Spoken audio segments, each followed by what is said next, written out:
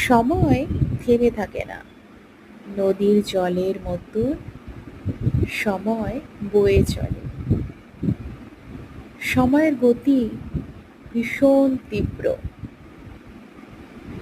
সময় ধরতে যেও না, সময় ধরতে যেও না, তুমি বরং সময়ের সাথে পথ চলো।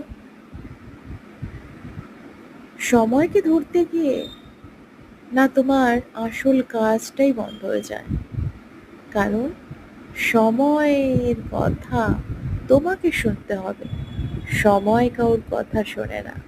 তাই সময়ের কাজ সময়ে করো, প্রত্যেকটি সময়কে মূল্য দাও এবং সেই প্রতিটি সময়কে তুমি যথার্থ কাজে লাগাও। তা না হলে একদিন দেখবে সময় অনেক দূর চলে